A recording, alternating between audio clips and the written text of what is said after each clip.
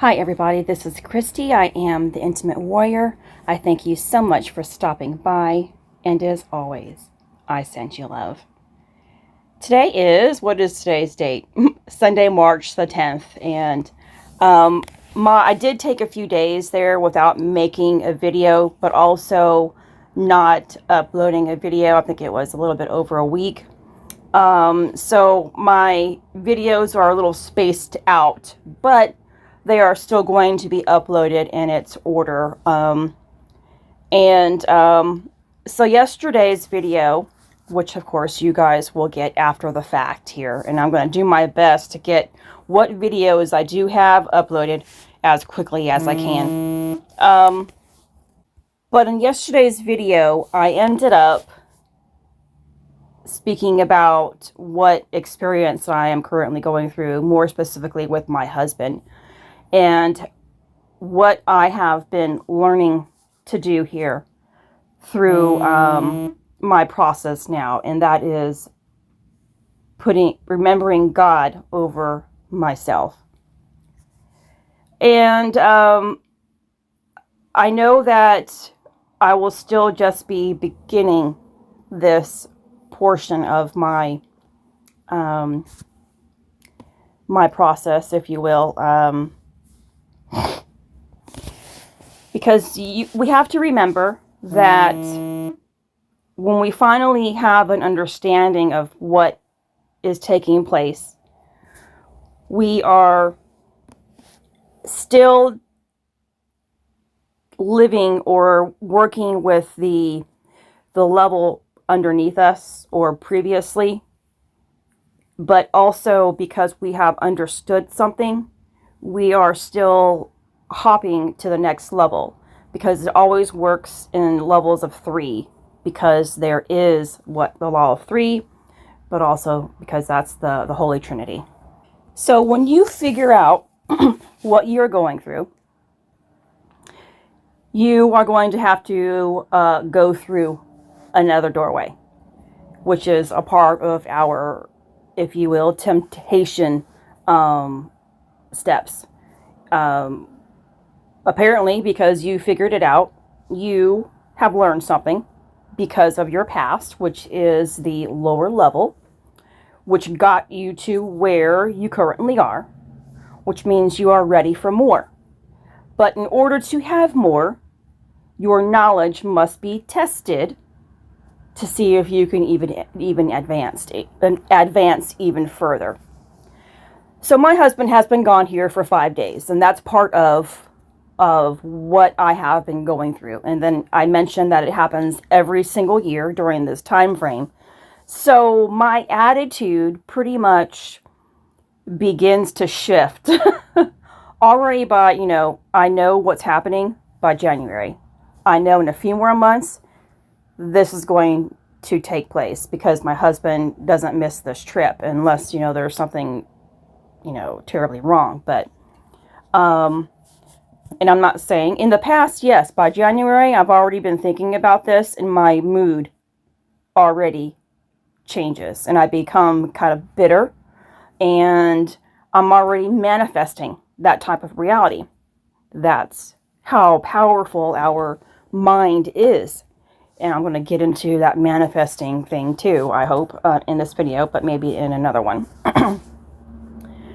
So we can already, if you are that type of person too, that, you have an expectation of your reality. And if things aren't playing out, or like a person that you have in your life who always disappoints you, and then they come into your life and they're asking you for something or whatever is taking place. But in your mind, you're like, well, I know they're going to disappoint me. Well, because your mind has the ability to create whatever it wants, because if you are in residence of that frequency, it's going to take place. If you think it and you believe it, it's going to manifest that way. The law of 3. So if you have a thought that your friend, because you believe that your friend is going to disappoint you, and you put anybody in this scenario, your lover, whatever it is, your friends, your coworker, anybody in this scenario, If you already know from your past that these people have always disappointed you, your future is always going to disappoint you as well. Until you change your thought patterns and clear out the pain within your heart because of your past, we can't manifest a different reality.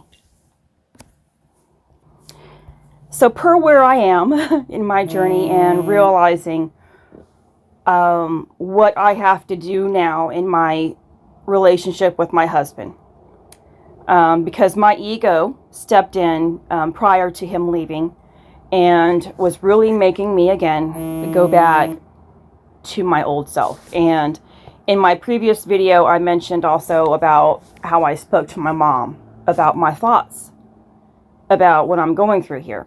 And of course, my mom, she means well, of course, but she's not very positive minded, if you will. And so, but my mom, you know, as what I have always spoken to you guys about and how she is that it's easier for her to walk away. So that is my mom's advice, basically, to just, you know, give up and to stop doing so much, stop giving, and quickly.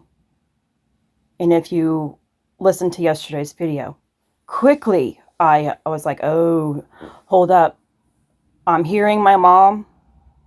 I failed to hear myself yesterday or whatever day it took place. I was okay with the same exact words my mom is speaking to me yesterday.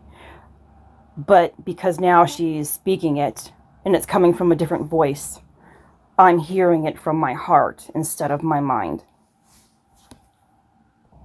But the ironic thing is that when my husband and I were in our discussion, and of course my husband calls it a fight, I call it a two-way conversation where people are hopefully hearing each other speaking and and how they truly feel. You know, so my husband thinks, in his mind, I know he thinks that I am trying to stop him from doing something. But what I try to explain to him is that I've never stopped my husband from going anywhere or doing what he wanted to do. But I have asked for his time. And the funny, the funny thing about it is, I love my husband to death. It hurts though, and here I am. It's hurting. He's always telling me, all you gotta do, baby, is ask. And I will do anything for you. But when I ask the simplest things, you know, will you come spend some time with me? Or, you know, grab the water or out of the car, anything, you know, it's always, it's a hassle, or it's, I'll do it later, or no, I have something I got to do, you know, so it's always a disappointment. So when I was trying to tell him before, you know, he took off, and we weren't fighting or anything or having a conversation, about him going anywhere. It wasn't about that. It was about, giving his time to me. So, and I said I was not going to mention the actual conversation, but that's what it boiled down to, is that he knew he was going somewhere, and instead of coming in earlier, he was choosing to stay outside. And I know that's my husband's choice, and so he's choosing himself instead of choosing me. You know, bottom line. But in his mind, whenever I say that, he says, well, no, you're choosing you, Christy. And then instead of you're making me choose you, which, you know, or what am I trying to say? Is that my needs are more important than his needs. Well, when we love people, we are supposed to give to those that we love, instead of ourselves for the most part. Not forgetting ourselves, but being selfless to the people that we are supposed to be in love with. So, what I try to explain to him is that you're hearing me telling you not to do something. And that's not what I have ever said. I didn't say, don't go outside and do this. I asked, plain as day, asked you, will you come in early and spend some time with me? That means if you listen to a person, even if I have to ask you, will you please come in? The underlying reason for that question or that need is, or want is, I miss you. So he gets so upset, or, people get so upset when people ask of them, and they don't hear clearly. If someone is asking you for their time, there is a need. There's especially people who don't want to ask, who have a hard time asking. I have a hard time asking. Really, I do, because I have been let down for the most part, but I'm also have a hard time asking because I have been training myself to be there for myself on top of for other people.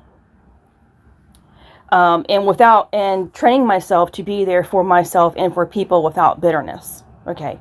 Removing all pain, bitterness, judgment. And that's how, when my mom was talking about what I actually had made my mind up, the night before, I hear her tone. I hear her pain.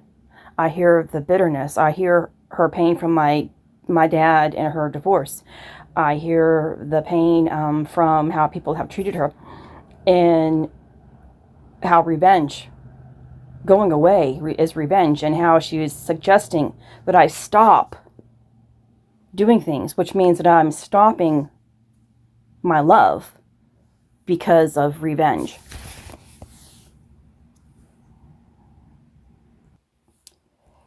But during my conversation with my husband, it's crazy.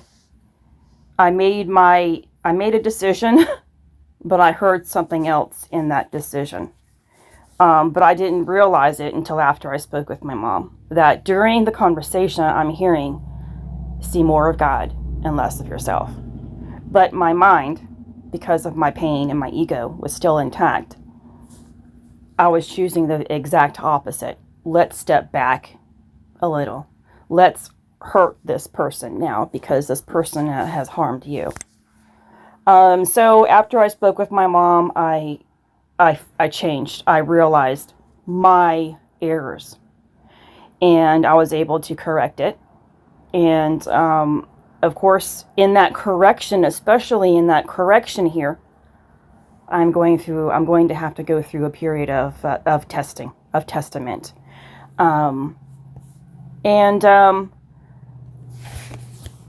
So yesterday, I think I mentioned also in my video that even though I am at this, again, higher level of understanding, I'm still dealing with bitterness. So when my husband texts me or does not call me the entire 5 days that he's been gone, I'm hurt. Again, I'm feeling forgotten. I'm feeling unloved.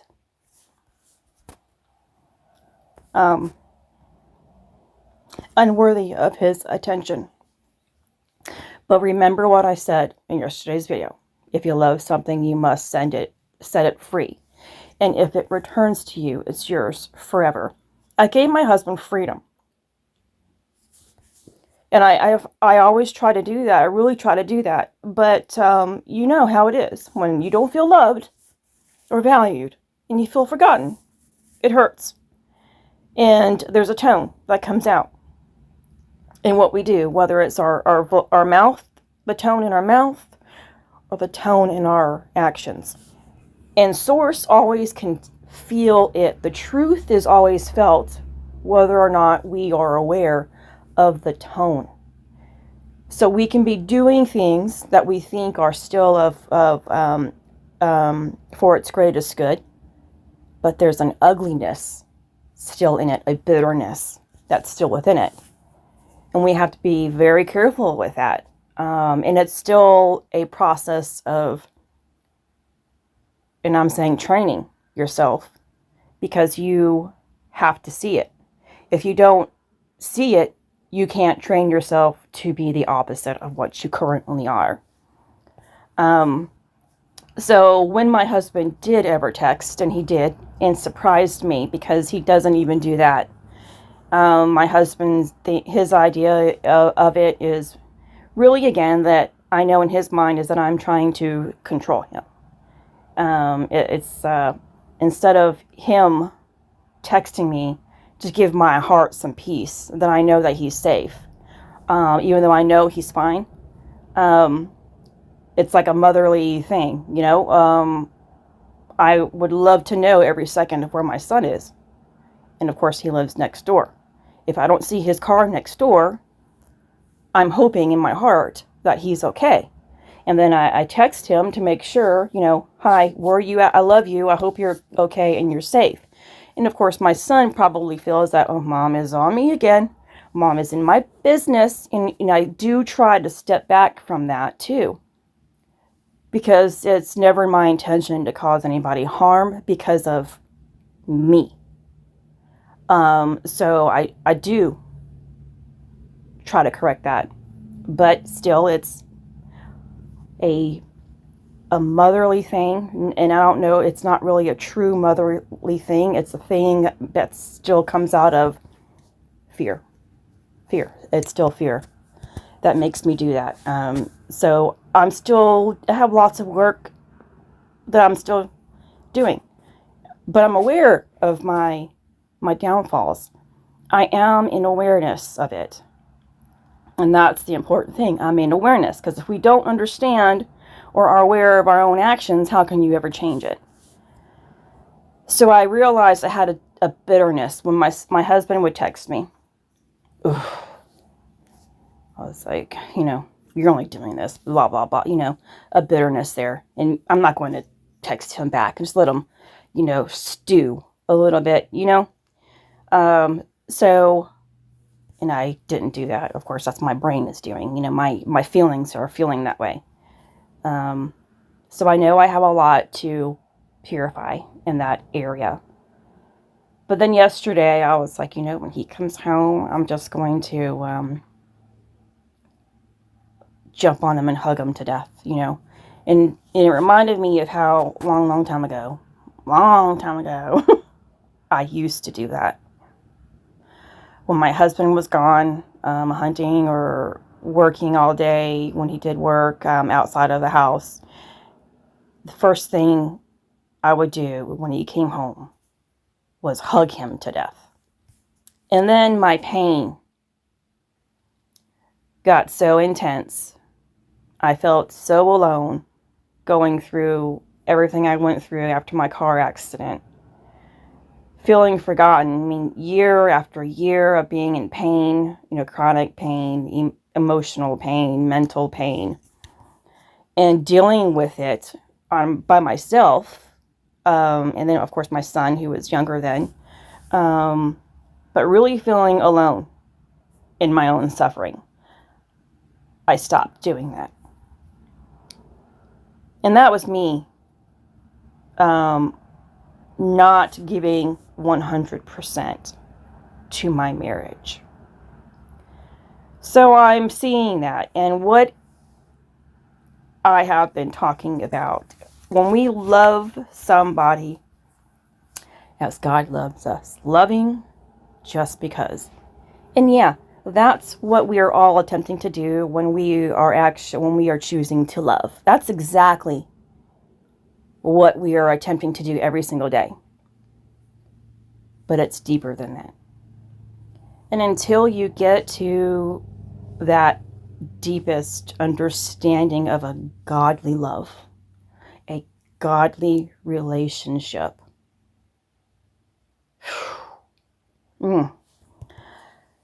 you can finally, you know, look back and you're like, wow, I miss this. I miss this, and I'm sorry I missed it, but now I can change for the greatest good. This is for the greatest good. This goes when we are loving a godly love. it goes with the first commandment. Okay. So, I'm saying first commandment, and it doesn't mean I'm at number 1, like we have 1, 2, 3, 4, 5, 6, up to 10, 7, 8, 9, 10, or, continuously, numbers go on. 1 doesn't mean we're at the very beginning. But it does. It depends on where you currently are in your life. The laws in the 10 commandments, there are so many laws that we have to obey. And even in saying obey here, I'm probably giving you, no one wants to be told what to do. And that's what my husband has been enduring. But even us as a human being who is working in this path, when we are being told to do something, it really hurts. It stings. We don't want to listen to our inner being, our inner God. We don't want to listen to Christ within us. We don't want to listen to the Holy Father and the Holy Mother. We definitely don't want to have anything to do with the Holy Spirit. Because the ego is so strong. Because we want to do what we want to do. We don't want to listen to mom and dad. We don't want to listen to our brothers and sisters. We don't want to listen to good advice. Good advice now. Not the advice that my mom was giving to me. But in my mom's mind, and I love her to death. In my mom's mind, she really believes it's right. And that she even said that. She says, if I am wrong, then God help me. But she's still sticking with it. And she always has. I hope in the future that she opens up to something greater. It's her path, of course, she has to learn it. But now here I am at this first commandment. Because even as we are working with the tree of knowledge, and that's the first tree that we have to go through, you have to know what knowledge really is. Your inner being has to distinguish between good and evil through knowledge before you even get through the tree of life. The doors to the tree of life will not open until you understand what knowledge is and you use knowledge for goodness, for the overall good, deciding to go through good or bad, the tree of life or the tree of death. So our actions every single day through our awareness is teaching us which way we are going to go. So we're working with, when we begin, yes, we do work with 1 to 10. And then we work from 10 to 1. And then 1 to 10. And when we're actually talking about the chakras too, they don't open the way that they are listed either. So that's something to think about. And we're jumping all over the place every single time. And certain ones, which especially like the root chakra, yes, it opens enough for us to heal it. It will not open enough for the Divine Mother, Kundalini, the resurrection to take place. That's saved to the very end when you have learned everything, transmuted everything, incorporated and combined everything to the point that it is at its purest, to the point that it is at its finest heat that gives you life instead of death, because that fiery heat can burn so intensely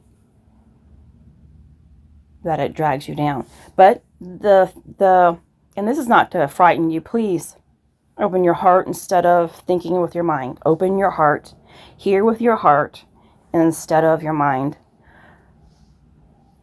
The ego is so powerful, so strong, because it has lived for so long within you and with all humanity, that it can actually make you think that you are where you currently are, or it can actually make you think that what you're doing is good. So, for example, I thought what I thought with my husband here, 5 days ago. I made a decision. Enough. I listened to my mom. My decision was wrong because I heard it from a different voice.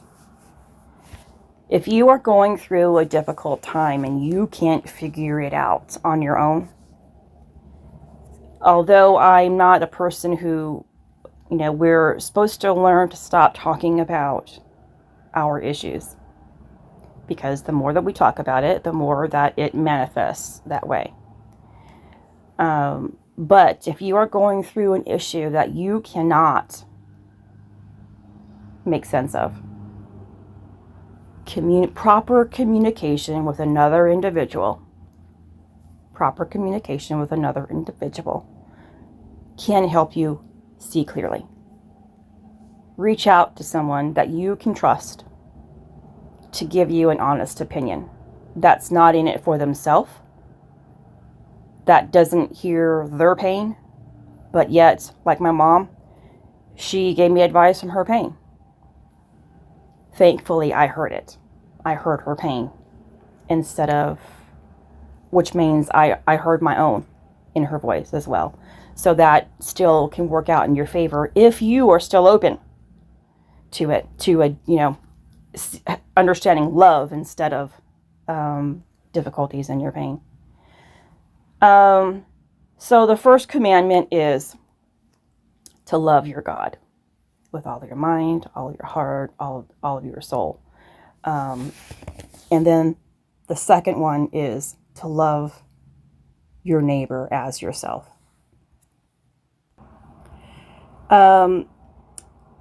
So Moses, of course, delivered the 10 Commandments.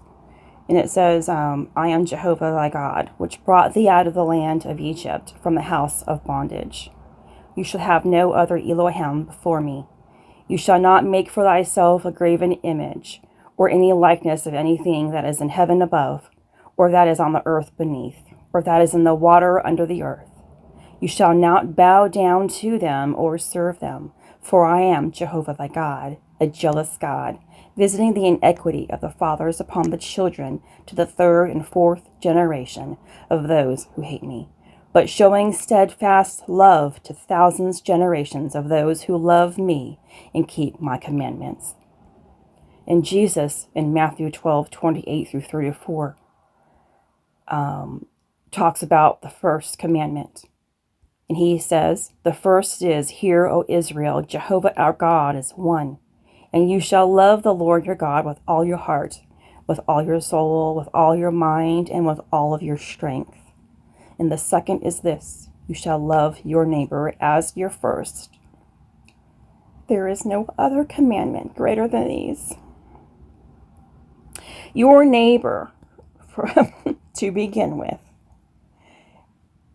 is not just, so if you're a female, your neighbor is the masculine energy. Of course, if you are married, that is also your neighbor. That is also your husband. Of course, in this reality, people actually think that it's our next door neighbor, but it is the energy that resides within ourself, and it has the levels of energy. You have to unite both left and right hemispheres of the brain. You have Adam and Eve. You have soul and spirit. You have a mother and father. You have the child, and you have the Holy Spirit. So there are additions, our neighbor. So if you aren't loving your inner being as yourself, or the male or masculine energies are not in cooperation and loving with each other, how can you cooperate and complete anything. If you are not in cooperation with both energies within yourself, you are not in cooperation with your reality either.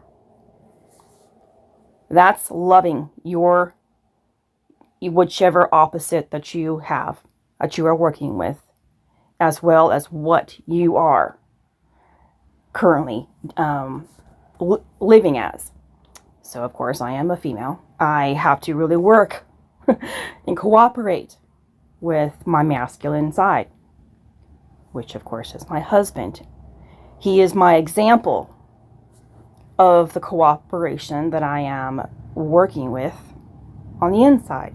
And if I fail to see or fail to do and obey, no one wants to obey, though.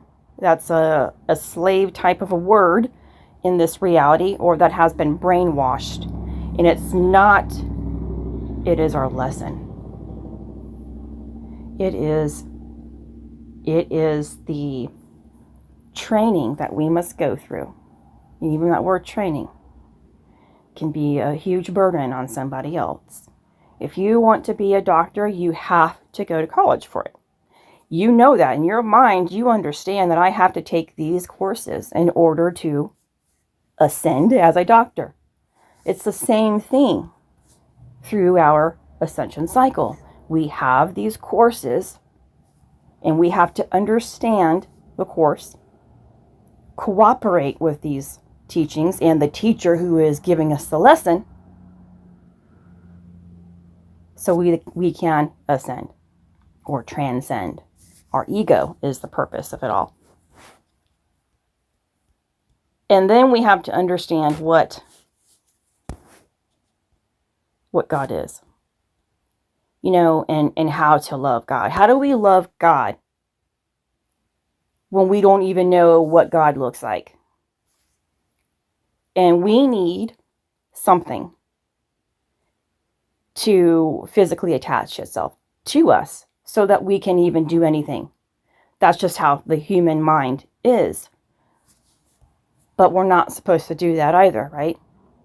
God is unknowable until you learn what God is all about. That's why also this manifestation thing, that is really being taught out there, and it's something that I don't dream. I don't sit here and daydream about a life. Although, ironically, it's been attempting to come up to me. I've been attempting to manifest a reality, and it actually goes against what my spirit wants. This better life, right? That better life that we all seek. And I've caught myself to stop. That's worshiping another idol. When we attempt to manifest anything in this reality, we are worshiping something. So the only thing that I try to do is empty my mind. I go about my day as open as it can possibly be. Whatever arises is meant to be here for me. And it might leave my life very bland, boring compared to what other people say is correct or beautiful. But that's just how it's supposed to be. If you're always living in a reality that is not your own, you're creating, your mind is always focused on that instead of what you should be doing. You're no longer thinking about your path, your ascension cycle. You're now being removed from it in attempts to manifest something. A better life, a spouse, a job, a car, idols. So I hope that has given you some clarity on that. But just because I said where this is the level of the first commandment and loving God, but also loving your neighbor just as much. Um, loving your neighbor as yourself. Excuse me. It doesn't just work with one. It works with a 24th mystery. That has to deal with, because there's always another hidden treasure within the level of what we're in. And for the most part, it works with threes. But yet, even if we get to the third one, it's going to connect us to something else in another third. Everything is always connecting to something else. So the first commandment works with the 24th mystery, or the 4th and 20 mystery, but it comes to 24. But also works with the lovers, which the lovers in the tarot card, if you will, which is the number 6 of the lovers. And isn't that what I have been talking about? Loving your neighbor. And the 6th card deals with the weaver. Who's the weaver? But you also have, and I'm sorry, I think I said that incorrectly. So the 24th card is the weaver, who is, of course, creating this togetherness, this outcome. But it works through the 6th mystery of the lovers. Then the thing with the lovers is that there's on the card, there's a man in the middle, and there's 2 women. And I've already mentioned this, I think, in another video, in one of my other videos, is which one are you following? Are you following Lilith, or are you following the Virgin? Lilith is the whore, and of course Virgin signifies Mary in the Bible, and there's other teachings, of course. This is just what I work with, and I don't have any judgments through other teachings, because I've been through that as well. I'm very open to all of that. So the other Holy Trinities throughout other teachings, so just understand it's all the same. And it's working through temptations. Also, fornication. So, the first hooks to 24, hooks to 6. If you fall in love with Lilith more, pleasure and sinning and fun, whatever you want to call it, things that are more pleasurable, then of course the life within us is drawn downward, and the ego is still fully intact, or the ego starts to work more so inside of you, which gives you more of the illusion. But the thing about that is that I think that gives you a power trip. We know probably lots of people in this reality who just have such a huge power trip. They just are power hungry.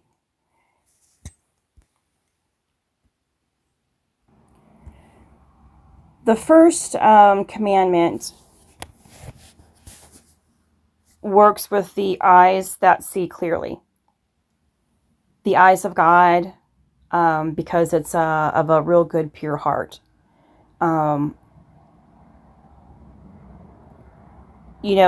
If you are still seeing, and this is how you can judge your own life, if you are still seeing pain and destruction in your life, chaos in your life, you really have to still look inwards and figure out why you are seeing it.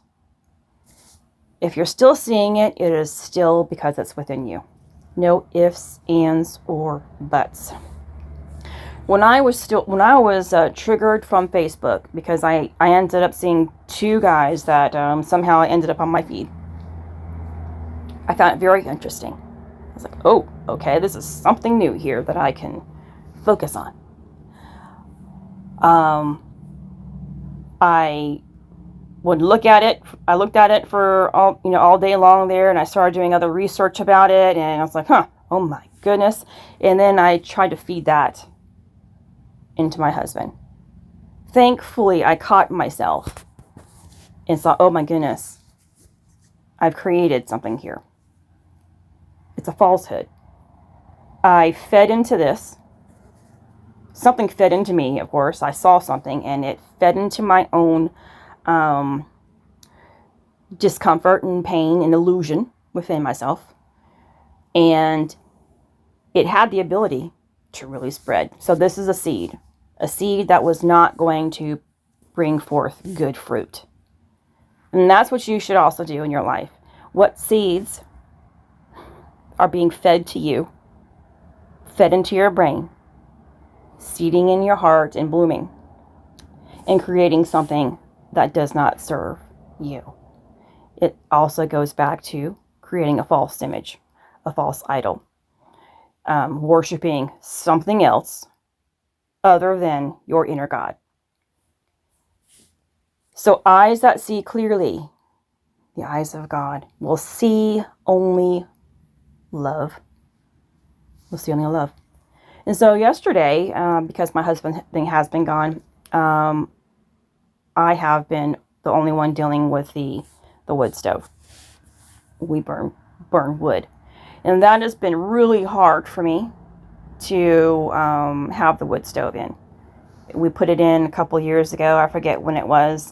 We used to have gas. And then, of course, the gas prices through the transitioning of life just got too expensive. So, wood is free. It's everywhere. My husband cuts it, splits it, and we use it.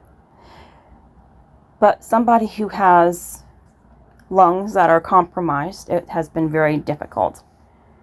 But yesterday, I was like, wow, I have not had a problem with the smoke. And it is very smoky, I'm telling you, especially with the wood that we're using now, because it's towards the end of our season and we're nearly at the end of our pile. So my husband ended up cutting some fresh wood, green wood, that smokes a lot because it's still wet, and we're kind of mixing the dry wood with the wet wood and smoke. Just very smoky. And I was like, wow, this is awesome. But last night I started to gurgle inside. Dealing with gurgling. Number 1 also deals with Aleph of the Hebrew alphabet. Aleph works with our lungs. It is the Vav and the 2 points, the 2 yods. So the head and the feet within the tree of life. But also, again, like I said, the lungs and then the heart. Because without the breath, and I think that's what my video was labeled previously. The breath comes from the Aleph. And 1 from God, remember? So this morning, upon my waking up, I'm still having some gurgling inside. And I also, for 2 nights, have been dealing with, again, the complete dryness in my vocal cords, my throat. And that's where knowledge is. And the word is exposed. Manifests from. So that's what I am definitely working through here. And I don't know what's going to happen later on today when my husband comes home. I don't know my behavior. I can only hope that because of what I'm learning, my behavior is going to be in accordance to truth, instead of through my own discomfort and pain and bitterness. But time will only tell here of which path that I am going to choose today. And so for anything really to change in our reality, of course, pain comes along with it. But when we begin to change for truth, for God, this higher power, the pain, like you hear my tears. It's not pain from the pain that was inflicted upon me. It's a pain because of the understanding of my path moving forward. I hope that makes sense.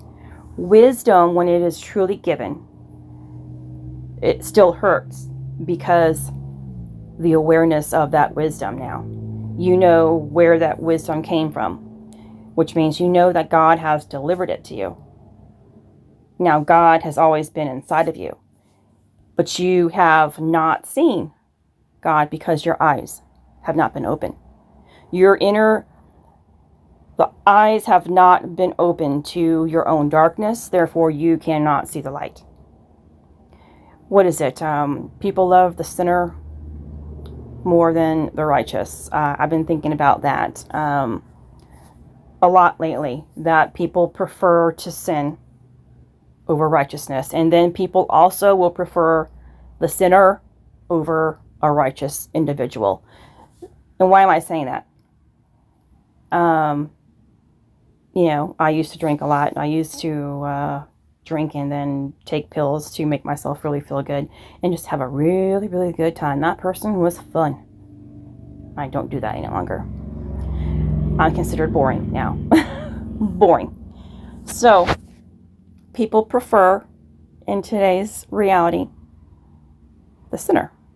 A sinner is someone who goes against the Spirit, who prefers to think of the self and the pleasures of life over the glory of God.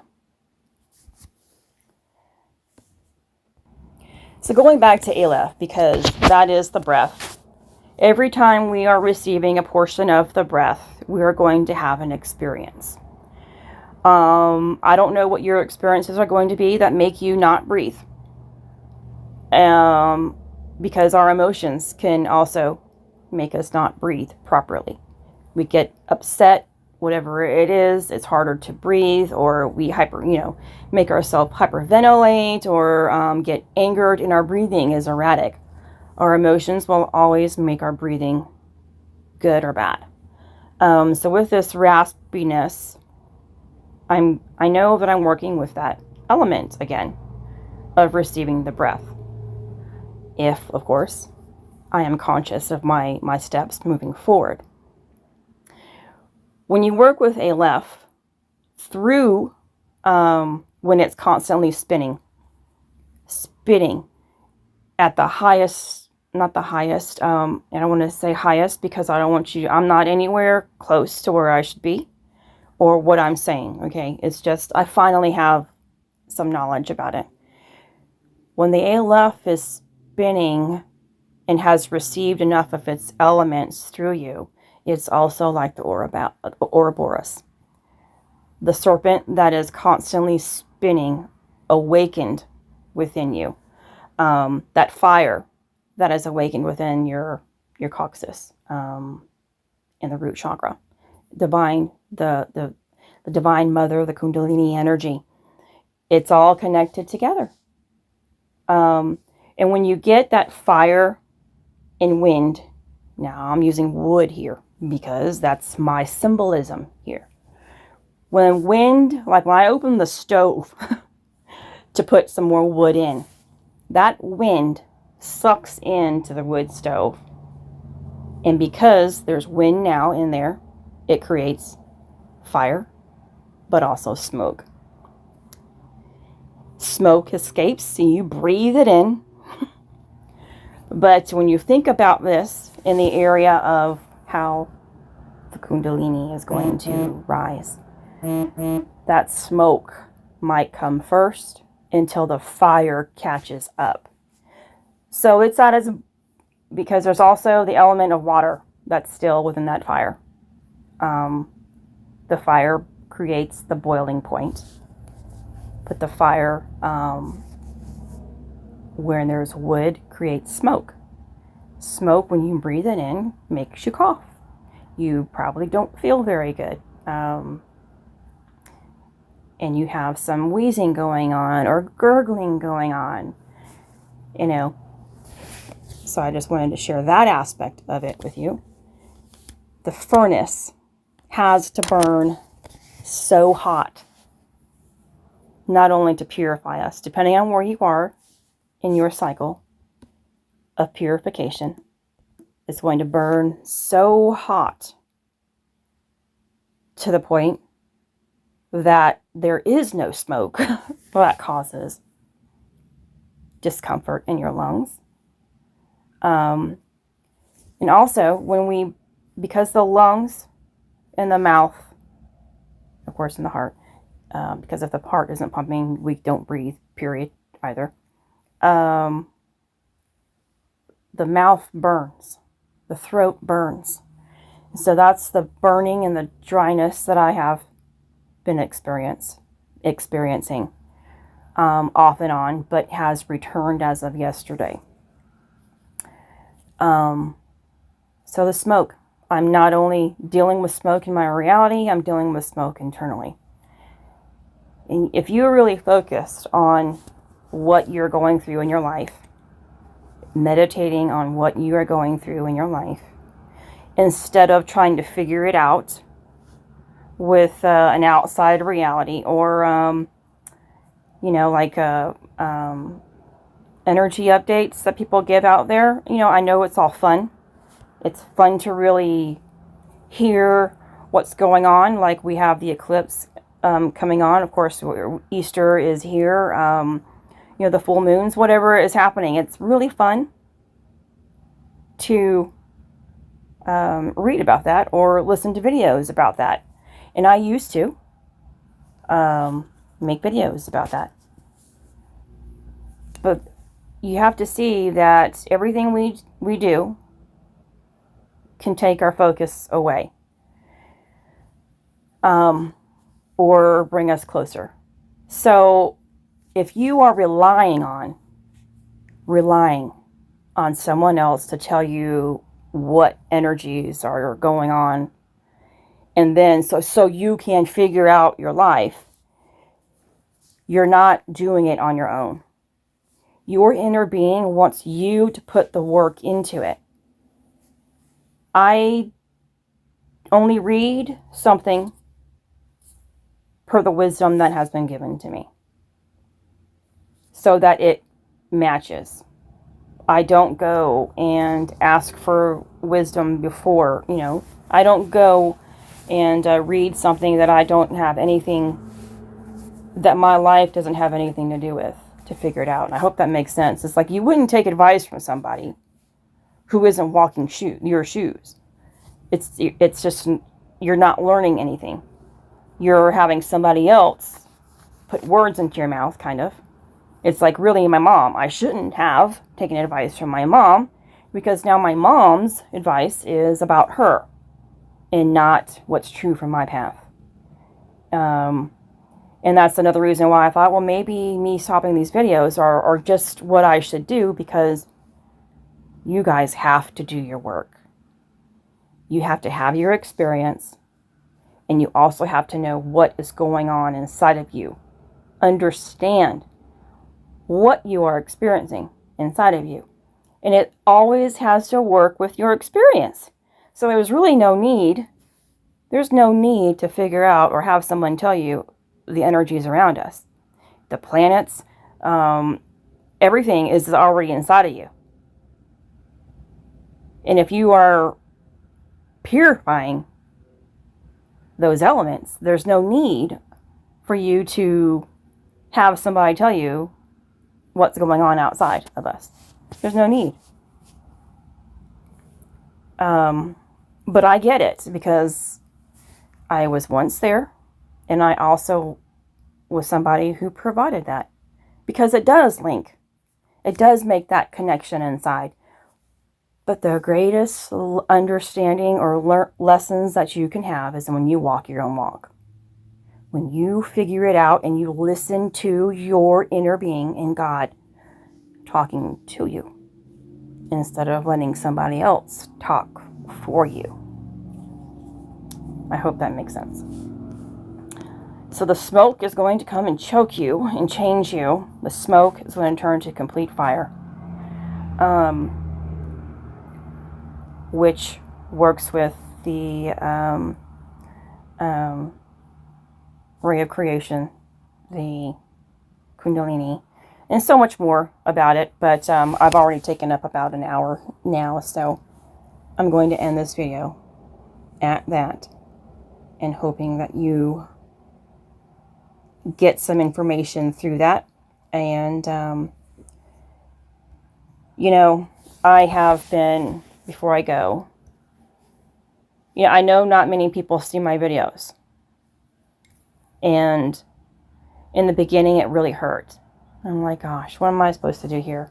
I'm not getting noticed. I'm not loved is the thing. I'm not loved. But doing something because it's right doesn't mean you're going to be loved, period. So, you know, when I am just killing time, you know, either I'm listening to music on YouTube here, or I might see something just fascinating, and I go, when I look at the clickbait here, if you will, of that video that catches your eye, right? It's called clickbait for a reason, because if it catches your attention, you are going to watch it. If it creates a desire within you, you are going to watch it. But I've been seeing the numbers on these videos, and my heart got hurt. And I'm like, you know, there's no point. Why am I even doing this again? But I changed all of that too. But I have to feel that pain too. Okay, that's part of my path, is that I have to feel that discomfort. And then that discomfort has to teach me to be a better person. We're always striving to be better than our current situation, to remove ourselves out of suffering, which works through the first commandment. The God who has delivered you out of your suffering. It takes you to heaven. But it works through, again, the Divine Mother, or the lovers. The path, which path are you going to take between the lovers? Which temptation, good or bad? This is Christy. Much love, health, and healing your way. I am bringing purpose to your life. Take care.